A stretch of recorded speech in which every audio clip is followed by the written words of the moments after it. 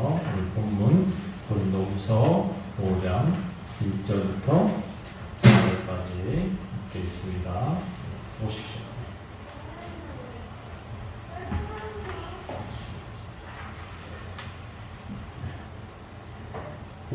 만일 땅에 있는 우리의 장막집이 무너지면 하느님께서 지으신 집 곧 손으로 지은 것이 아니요 하늘에 있는 영원한 집이 우리에게 있는 줄 아느니라.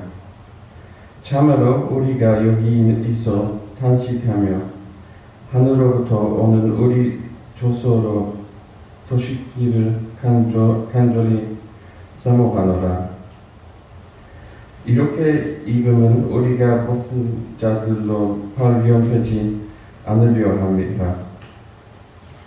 참으로 이 장막에 있는 우리가 짐진 것처럼 탄식하는 것은 돋고자 함이 아니요 오히려 도시고자 함이니 죽을 것이 생명에 삼킨 바 되게 하려 함이라.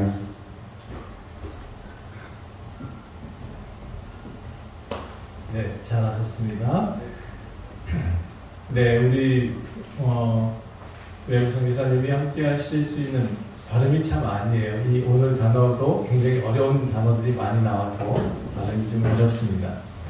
자, 근데 오늘 굉장히 중요한 말씀을 여러분한테 전하려고 합니다. 아마 이처럼 중요한 말이 없을 것 같습니다.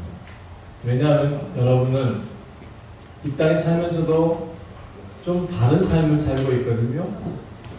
무언가 중요한 것을 알고 있는 사람들입니다. 그래서 그 무언가가 오늘 도대체 무엇일까를 정말 알 수 있으면 참 좋겠다 생각해서 오늘 본문이 여러분한테 큰 의미가 되어줬으면 좋겠다 생각합니다. 그럼 오늘 제목이 뭐냐면 하늘에 있는 영원한 집입니다. 예, 하늘에 영원한 집이 있다고 합니다.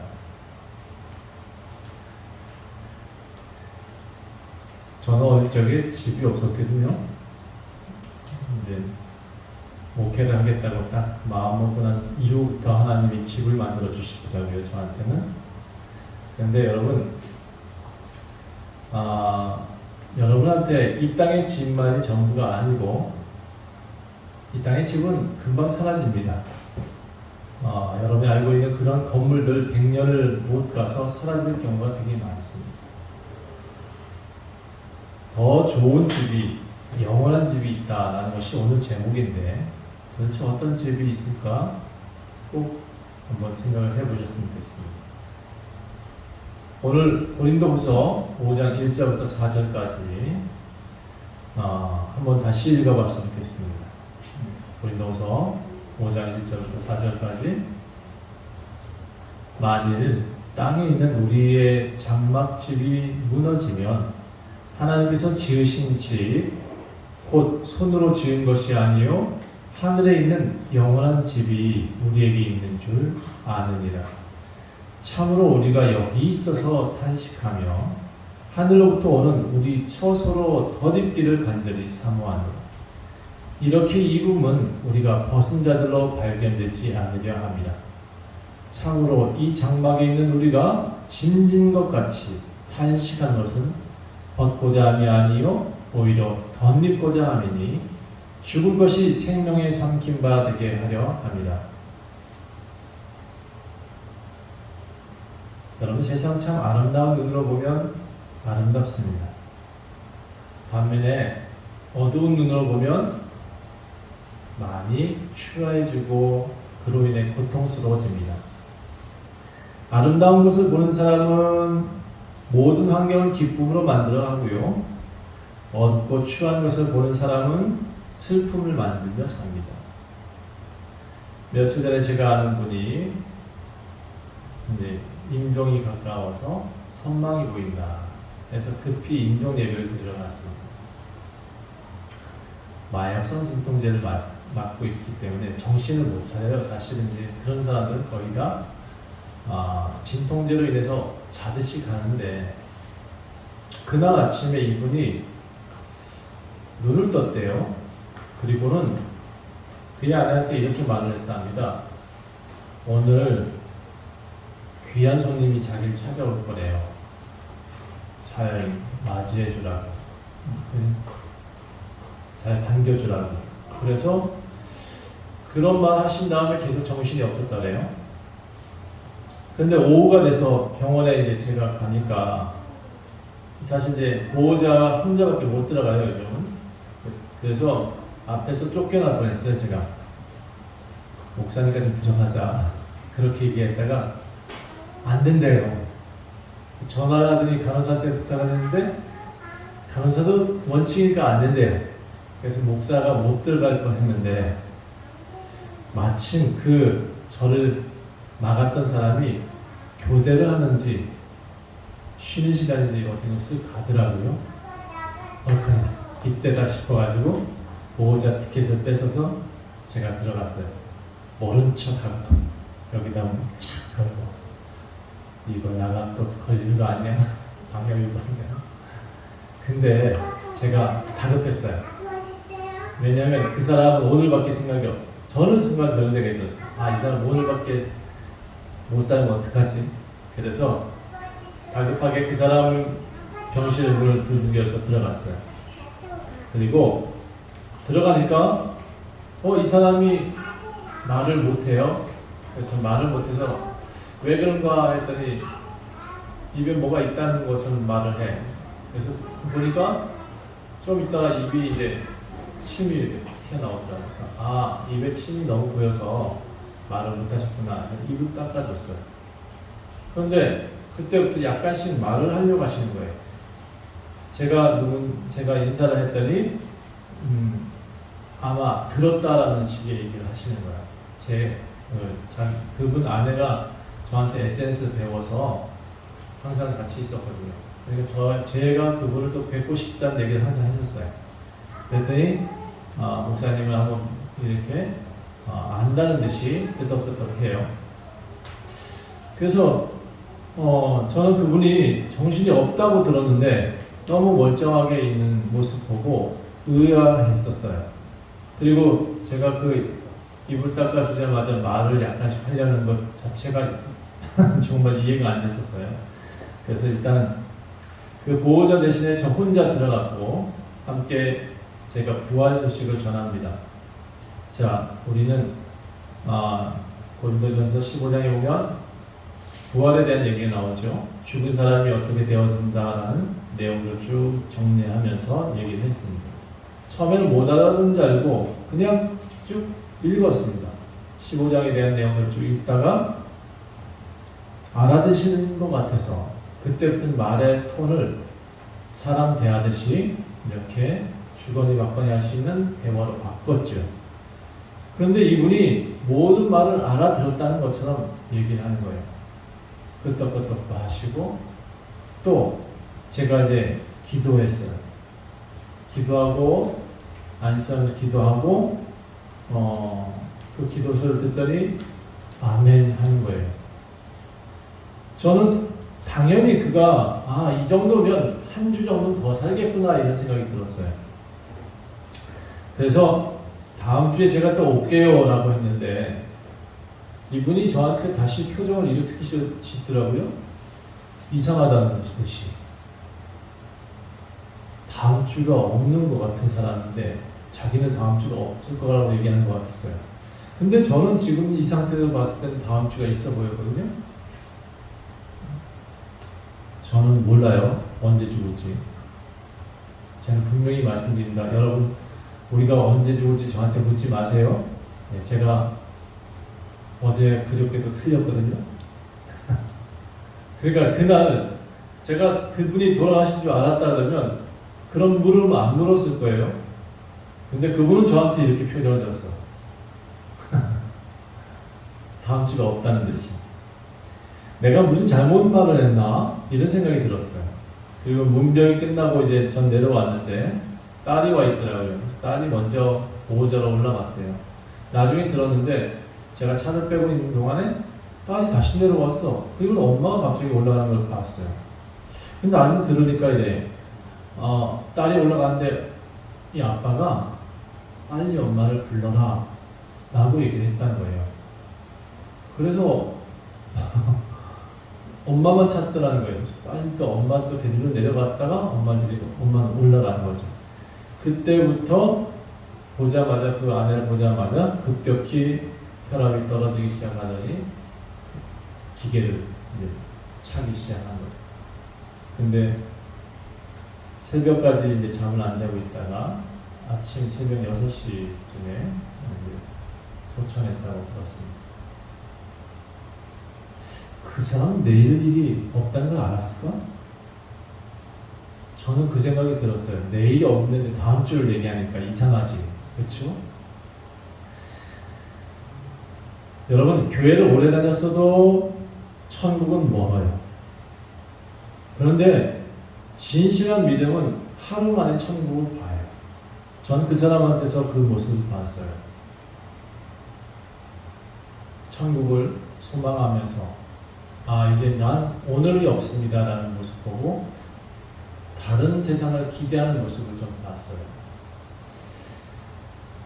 여러분, 우린 늙어질 겁니다. 반드시. 그리고 여러분, 반드시 여러분은 새로워져야 됩니다. 저는 여러분 살면서 하루하루 조금씩 늙어지겠지만 여러분의 속사람은 날마다 새로워졌으면 좀 좋겠습니다. 그래서 나이가 많이 들어도 여러분 속에는 항상 어린아이 같은 신령이 있었으면 좋겠습니다. 따라해볼까요? 나는 늙어져도 항상 어린아이 같이 주를 섬기리라. 그래요. 그래서 고린도후서 4장 16절에 이런 표현을 썼어요. 우리가 낙심하지 아니합니다. 우리 겉사람은 낡아지지만 우리의 속사람은 날로 새로워집니다. 이 신앙인들이 가지고 있는 아주 공통적인 신앙입니다. 우리 겉사람은 늙어질 수 있어요. 그런데 우리 속사람은 날마다 청춘이죠. 우리 라저한테 물어볼까요? 라저 올해 70이 넘으셨어요?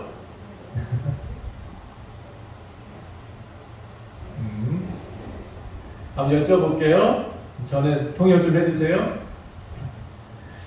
라저의 속에는 지금 70이에요? 30이에요?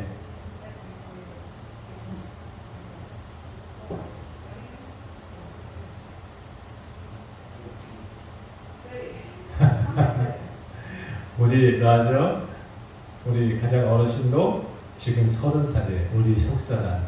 여러분 몇 살 하실래요? 네. 본문을 보면서 이제 다시 봅시다. 그 전에 내가 늙어진다 그랬죠? 우리 다 늙어져요. 그런데 얼마 전에 제가 거울을 보다가 깜짝 놀랐어요. 제가 목이 좀 길잖아요.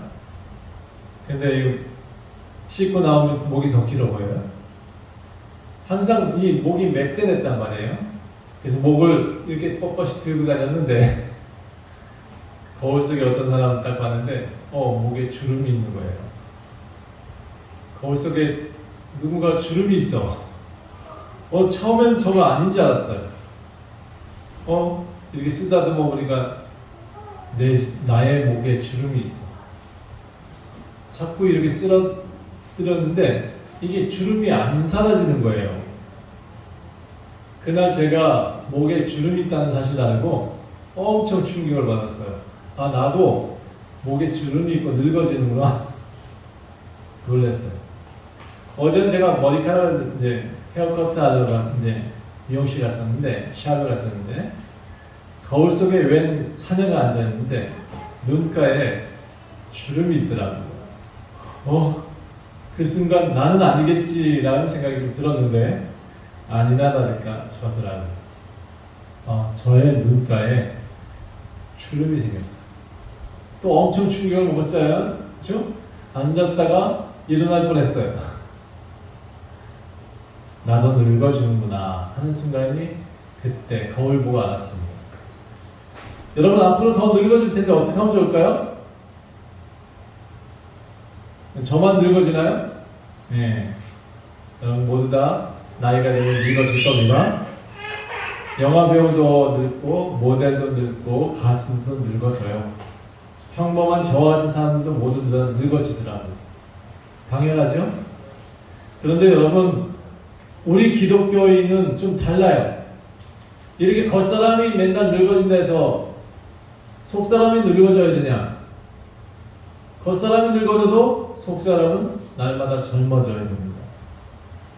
그래서 바울은 나는 날마다 죽노라 했지만 나는 날마다 산다라고 또 말하고 있습니다. 여러분, 우리는 속사람이 날로 더 단단해졌으면 좋겠습니다. 젊어지는 비결 이제 가르쳐 드릴게요. 바울이 우리한테 전하는 젊어지는 비결. 겉사람은 맨날 낡아지지만 여기 낡아진다고 표현했어요. 우리의 속사람은 날로 새로워진다. 여러분, 새로워져야 되죠. 고린도후서 4장 14절 그가 날마다 새로워지는 비결을 우리한테 가르쳐주고 있습니다. 한번 우리 혜성이가 한번 읽어볼까? 고린도후서 4장 14절.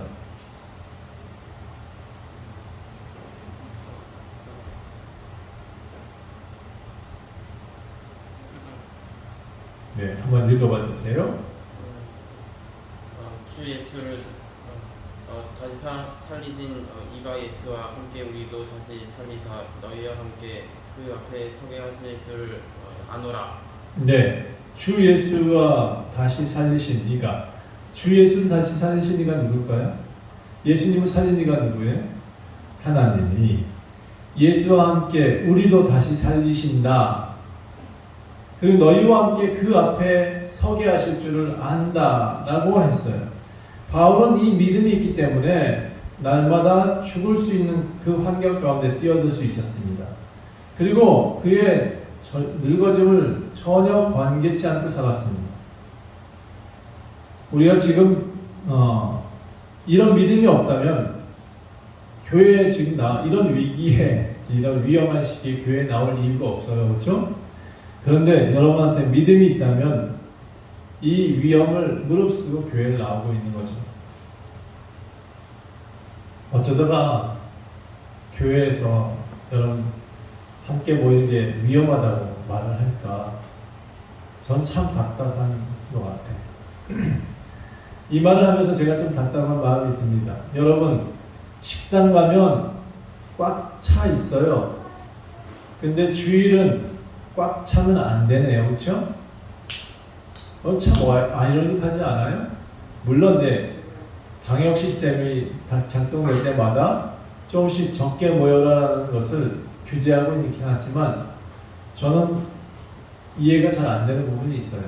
교회에만 모이지 말라는 것은 부당하다. 그런 생각이 좀 들긴 합니다. 그래도 우리가 먼저 조심해야 될 것은 분명히 맞기 때문에 우리가 마스크 쓰고 좀 위험한 상황을 벗어날 수 있도록 노력은 해야 될 것 같습니다. 자, 우리가 이 믿음이 있기 때문에 우리 이 시대에도 함께 나와서 예배를 드리려고 하는 것입니다. 이 믿음이 있는 사람들이 지금까지 교회를 지켰고 신앙을 이어지게 만들었습니다. 다시 살린다는 믿음이 없으면 우리는 지금 늙어지는 것에 대해서 굉장히 좌절하며 살아야 될 것입니다. 늙어지면 끝이잖아요. 세상 사람들에게서 늙어지면 끝입니다. 그런데 우리는 늙어지는 것이 두렵지 않습니다. 왜? 우리 애는 70이 돼도 30살입니다. 우리는 나이가 들면 들수록 더 어려지잖아요. 아닌가요? 기독교회는 날마다 새롭지 않나요? 여러분, 기독교회는 날마다 새로워져야 됩니다. 여러분, 죽음 앞에서 가장 중요한 게 뭘까요? 돈. 손 들어봐요. 아무도 안 되네. 죽음 앞에서 가장 중요한 게 뭘까요? 생명 연장. 이건 비슷하잖아. 왜 안 들지? 죽음 앞에서 지금 뭘 원해야 되죠? 여러분, 제가 많은 사람들의 죽음을 봤는데 그들한테 공통적으로 뭘 원하냐라고 물었을 때 그들은 nothing이에요. 없어요. 아무것도 원하지 않는 거예요. 그럼 뭘 원하냐? 기독교인은 원하는 게 하나 있어요. 영원한 하나님 나라에 가고 싶습니다. 영원한 하나님 나라에 있고 싶습니다. 세상 사람들은 다시 태어나고 싶습니다 할지 몰라. 그런데 그거는 죽었다 깨어나도 안 되죠. 그렇죠? 가능하지 않은 일입니다. 여러분 미안하지만 지금 보고 있는 이 젊은 모습, 혈기 있는 건강미 모습, 이 모든 것들은 곧 사라질 수 있는 안개와 같습니다. 우리가 가지고 있는 물질도 사실은 안개와 같습니다. 누구는 돈을 많이 벌었다, 누구는 빌딩을 샀다, 누구는 큰 차를 몰고 다닌다. 다 안개와 같습니다. 그것을 자랑할 게 아닙니다. 결국 우리가 주목해야 될 것이 하나 있는데 보이는 것이 아니요 보이지 않는 것에 주목해야 됩니다. 여러분 보이는 것에 주목하지 말고 보이지 않는 것에 주목하십시오. 보이는 것은 잠깐이요 보이지 않는 것은 영원하기 때문에 그렇습니다. 제가 그 전에 이제 다시 며칠 전에 돌아가신 분 아내가 그 아침에 전날 아침인가 잠깐 정신이 있을 때 아마 정신이 왔다 갔다 하긴 하나 봐. 그때 이런 물음을 했대. 아내가 통장 하나를 발견하고 물었대. 이 돈 어떻게 하면 좋을까? 어떻게 하면 좋을까 물었대. 그때 뭐라 대답했을까? 응? 나 죽을 때 이 통장 넣어줘 이럴까? 이랬을까? 그 아내한테 이렇게 얘기를 했답니다. 너 다 가져. 너 다 가져. 여러분 물질 많다고 안 늙고 안 죽는 거 아니에요. 누구나 겉사람 다 낡아지고 되어 있어요. 이 땅에 자꾸 애착을 가지면 가질수록 겉사람은 더 늙어질 거예요. 더 낡아질 거예요. 욕심이 더 많은 사람은 주름도 더 많을 것 같아요. 이 땅의 집이 무너지면 겉사람의 모습이 다 무너지면 이 세상 사람들은 살 수가 없어요.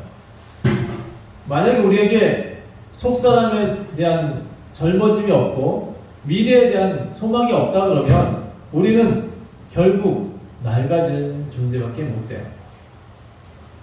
여러분 우리 속에서 날마다 새로운 것을 샘솟지 못한다 그러면 우리는 내일을 살아갈 수가 없어요.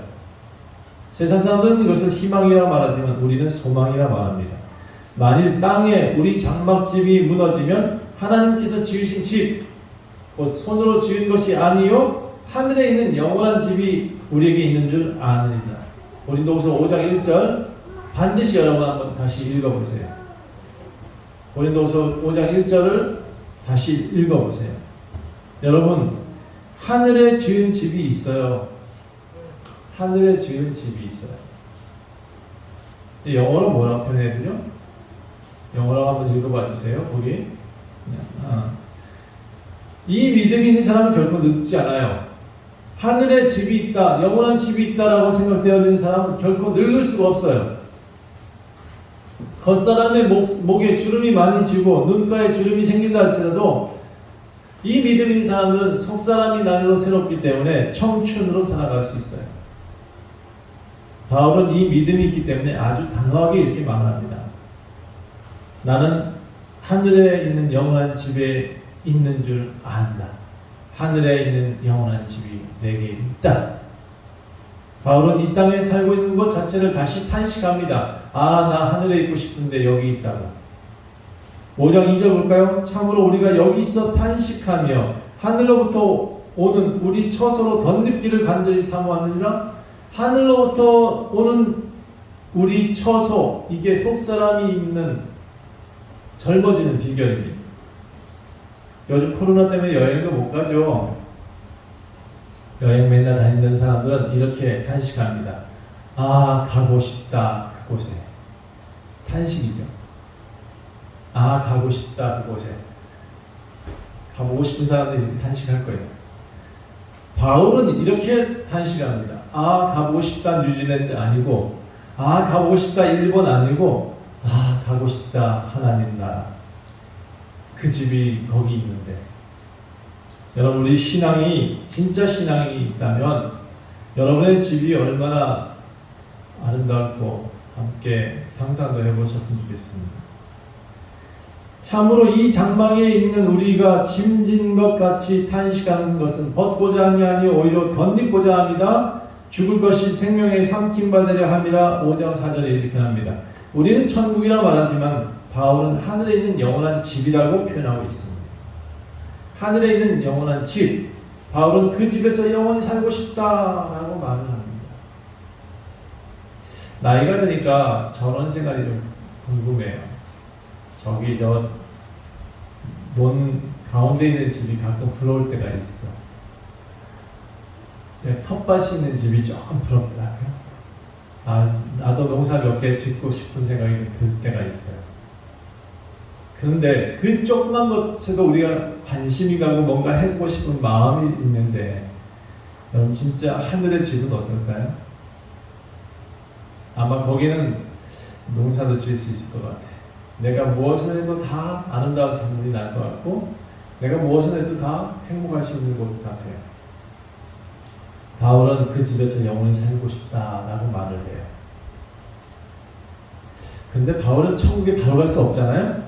그래서 그가 대신 제시한 것이 속사람이 깨끗해지고 건강해지는 방법, 하늘로부터 오는 우리 처소로 덧입기를 간절히 사모하노라 이렇게 표현해요. 당장 우리가 이 장막집을 벗을 수는 없잖아요. 그렇죠? 죽고 싶어도 마음대로 죽어요? 안 되잖아. 그러니까 우리가 지금 받을 수 있는 옷을 하나 입자고요. 우리는 세상의 옷을 입을 수도 없는 존재잖아요. 이미 세상의 옷에 희망이 없잖아요. 그렇죠? 하늘로부터 오는 우리의 처소를 덧입어야 됩니다. 당장 하나님 집에 갈 수 없어요. 그러면 이 땅은 지금 우리가 살고 있는 동안 우리 하나님 집에 갈 수 있는 사람들이 있는가 없는가 테스트하는 곳이기 때문에 테스트 하나님한테 좀 잘 보일 수 있는 옷을 한번 입었으면 좋겠습니다. 이 땅에 사는 동안도 하늘의 옷을 좀 입었으면 좋겠습니다. 하늘로부터 온 우리의 처소 뭘까? 남아있는 기간 동안에 낡아진 사람은 겉사람의 초점을 맞춰 살기보다는 날로 새로워지는 속사람의 기준 삼아서 살았으면 좋겠다. 여러분 제가 계속 강조하지만 속사람에 의해서 살지 겉사람에 의해서 살면 안 됩니다. 제가 이렇게 주름지고 사는 것을 보면서 내 눈가에 주름만 보고 살면 못 산다니까요. 저. 근데 저는 날마다 새롭게 살기 때문에 내 겉사람은 거울 봐야 알지 나는 여전히 30살로 알고 있습니다. 여러분 낡아지는 겉사람에 초점 맞추지 말고 속사람이 기준이 되어야 되는데 그 속사람에게도 옷을 입어라 라고 표현하고 있습니다. 벗은 자가 되지 말고 덧입은 자가 되라 라고 표현하고 있습니다. 무엇으로 덧입어야 될까요? 이것을 덧입는다라는 표현을 좀 쉽게 갈라디아서 3장 27절에는 하늘의 옷을 입는 방법이 나옵니다. 하늘의 옷을 어떻게 입을까? 갈라디아서 3장 27절 누구든지 그리스도와 합하여 세례를 받은 자는 그리스도로 옷 입었느니라. 우리가 예수의 옷을 입은 사람들, 그 사람은 하나님이 보실 때 예수로 봐주십니다. 그가 죄가 있다 없다 보시는 것보다 아들이다 라고 봐주십니다. 제가 전에도 말씀드렸죠. 아들은 못 죽여요. 그런데 타인은 죽여요. 하나님 편에서 봤을 때 타인은 죽습니다. 근데 하나님 편에 봤을 때 자기 아들은 못 죽이세요. 그게 어떻게 알게 됐냐? 그 예수 그리스도의 옷 입은 사람이냐 아니냐에 따라서 알게 되는 것입니다. 벗은 자가 아니라 덧입은 자로 살라라는 것이 우리 삶의 목적이 되어야 된다라고 말하고 있습니다. 우리 속사람이 건강하게 살 수 있는 방법은, 우리 속사람이 날로 새롭게 살 수 있는 방법은 예수 그리스도로 옷 입어야 된다라는 겁니다. 자, 5장 3절부터 4절까지 우리가 이렇게 입는 이유가 나옵니다. 우리가 벗은 자들로 발견되지 않으려 합니다. 누구한테 발견되지 않기 위해서? 하나님 앞에서 우리가 벗은 자가 되지 않기 위해서. 참으로 이 장막에 있는 우리가 짐진 것 같이, 이 장막이라니 지금 얘기하는 것은 이 장막, 이 장막이 있는 우리가 짐진과 같이 탄식한 것은 덧고자 함이 아니요 오히려 덧입고자 함이니 죽을 것이 생명에게 삼켜바 되게 하리라. 이 겉사람은 죽습니다. 그러나 이 겉사람을 살릴 수 있는 생명으로 덧입을 수 있는 방법은 예수 그리스도 그분밖에 없다. 그분의 옷을 입는 것밖에 없다라고 말하는 것입니다. 아직 세상에 많은 사람들이 그리스도의 옷을 입지 않고 있습니다. 세상에 벌거벗은 사람 참 많다고요. 이 세상이 전부라고 생각하는 사람 참 많습니다. 낡아지면 사라지는 사람들 참 많을 겁니다. 근데 여러분은 하나님이 지으신 집이 있습니다. 손으로 지은 집이 아니라 하늘에 영원히 있는 집이 있다라고 분명히 말씀하고 있습니다. 이 소망으로 사는 자는 덧입은 자라고 표현하고 있습니다. 이 땅이 전부인 사람은 장막을 벗어던질 준비가 되어지지 않을 겁니다. 그런데 이 땅이 전부가 아닌 하늘의 소망이 있는 사람들은 이 땅의 장막들을 벗을 준비를 항상 합니다. 여러분, 우리의 땅의 장막을 벗어도 하늘의 집을 기대할 수 있는 이가 우리들입니다. 그래서 우리는 이 소망이 있기 때문에 이 땅에서 자유할 수 있는 겁니다. 좀 어렵죠? 이 내용들이. 여러분, 제가 좀 넉넉한 사람들 참 좋아하는 이유가 하나예요. 여러분 다 넉넉했으면 좋겠습니다. 왜? 여유가 있어. 약간의 여유가 있어. 뭐든지 그냥 여유 있게 살고 싶어하는 그런 여유가 보여져요. 전 그 여유가 약간씩 궁금하기도 했어요. 여러분, 우리가 여유가 있는 것은 하늘에 소망이 있고 하늘에 집이 있기 때문이에요. 여러분 다 집 한 채씩 다 있다니까요. 어디에? 하늘에. 영원한 집이. 그래서 여러분도 여유 있게 사셔야 돼요. 내 뭐 없다, 내 부족하다 이렇게 말할 필요가 없어. 여러분은 다 집 한 채씩은 다 영원한 집이 있을 것이기 때문에 있습니다. 결국 우리가 주목해야 될 것은 보이는 것이 아니에요. 보이지 않는 것에 주목하고 그것을 자랑하며 사시는 사람들이 되셨으면 좋겠습니다. 하늘로부터 온 처소를 덧입노라. 우리가 매주 성경을 읽고 하나님 말씀을 보는 것이 하늘로부터 오는 영원한 처소를 덧입는 방법입니다. 그래서 이렇게 되어진 사람을 바울은 뭐라 그랬냐면 5장 17절에 그런즉 누구든지 그리스도 안에 있으면 새로운 피조물이라. 이전 것은 지나갔으니 보라 새 것이 되었도다. 하늘의 소망을 두고 사는 사람들은 옛사람이 아니야. 늙어진 사람이 아니라 날마다 새로워진 사람이다 라고 표현하고 있는 겁니다. 새로운 피조물인 우리가 할 일은 복잡하지도 않아요. 아주 심플해요. 앞으로 해야 될 일이 뭐냐? 우리 하늘로부터 덧입은 사람들은 뭘 해야 되냐? 아주 간단해요. 따라합시다. 화목하게 삽시다. 그거밖에 할 일이 없어. 그냥 화목하게 살래요. 5장 11절부터 내용이 줄곧 뭐냐? 그런즉 이제 너희가 새 사람이 됐다. 피조물이 새로운 피조물이다. 이전 것은 지나갔으니 보라 새 것이 되었도다 하는 그 내용의 전체적인 내용이 뭐냐? 화목하게 살라는 내용이 있는 겁니다.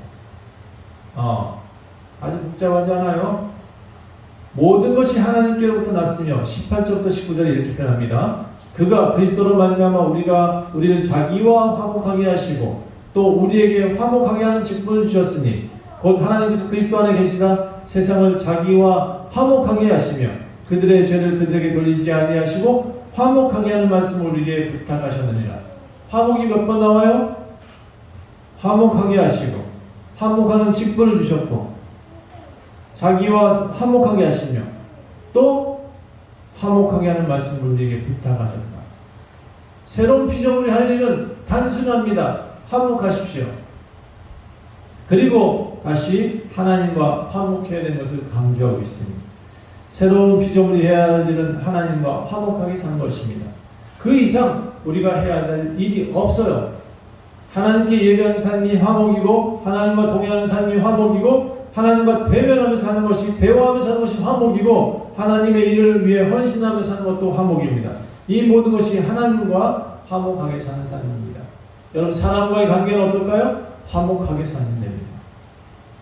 그래서 여러분 싸울 일들 만들지 말고 화목하십시오. 그래야 여러분 새로운 피조물이다 라고 생각되실 것입니다. 이 땅에 연연하지 마세요. 물질 때문에 맨날 싸울 일도 아니야. 여러분, 장막은 금방 벗어집니다. 다만 이 땅에 필요하기 때문에 우리가 물질 뭘 하는데 그거 아무리 많이 모아도 반 속에 못 넣고 갑니다. 열심히 화목하게 사는 것처럼 하나님 나라를, 하나님의 집을 만들어갈 수 있는 방법이 없습니다. 화목하게 사는 것이 하늘에 집 짓는 방법이요. 화목하게 사는 것이 하나님의 옷을 입는 방법이요. 예수 그리스도로 덧입은 사람들이 살아갈 수 있는, 새로운 피조물이 할 수 있는 유일한 것은 화목하게 사는 것입니다. 기도하겠습니다. 하나님, 여기 모인 이들은 세상 사람들 같지 않아요. 예수 그리스도의 옷을 덧입었고 또 세상의 장막들이 늙어지더라도 항상 소망을 갖고 살아가요. 오직 주님만을 바라보면서, 하나님 나라를 바라보면서 하늘로부터 오는 초소를 던지는 자로 하나님이 지어주신 영원한 집에 살기를 소망하는 것으로 우린 다시 한번 다짐을 합니다. 하나님, 여기 계신 이들이 주의 소망을 가지고 살 수 있도록 도와주시고 세상 속에서 화목하고 내가 만나는 모든 이들이 또 주의 화목으로 가득 찰 수 있도록 그렇게 전달할 수 있는 삶이 되게 도와주시옵소서. 함께하는 모든 이를 축복합니다. 하나님, 이곳에 화목할 수 있게 하옵소서. 감사드리며 예수 그리스도의 이름으로 간절히 기도합니다. 아멘. 찬송가 342장